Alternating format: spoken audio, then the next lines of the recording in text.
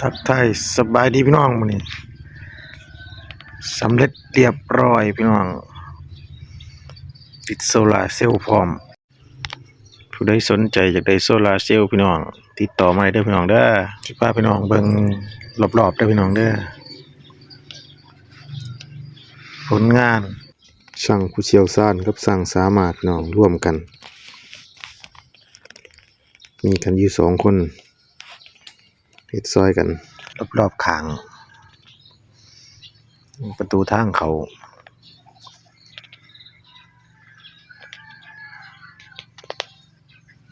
ไปพี่น้องมาเบิ่งข้างในกันพี่น้องนี่เคาน์เตอร์ว่างของแล้วก็ข้างในก็จะมีอยู่3ด้าน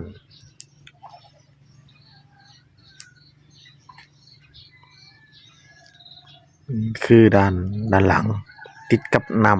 ำโขงส่วนตัว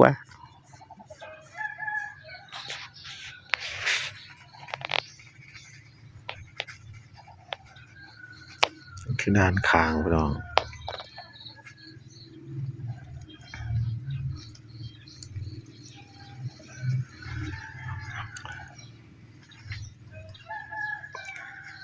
จากเบิ่งด้านในแล้วก็สิไปน้องเบิ่งด้านหลังบ้านนี่มุมหลังเปิดทั้ง3ด้าน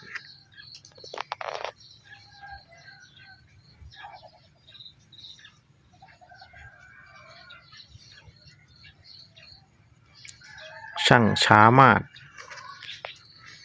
มันสั่งมืออาชีพเนี่ย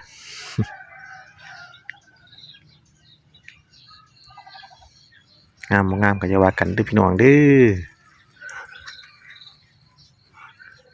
นี่คือด้านฝั่งน้ำของพี่น้องชมวิวยามมื้อแลง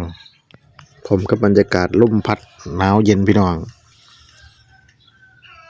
ฝากเด้อพี่น้องเด้อฝากติดตามกดไลค์กดแชร์ให้เด้อพี่น้องเด้อ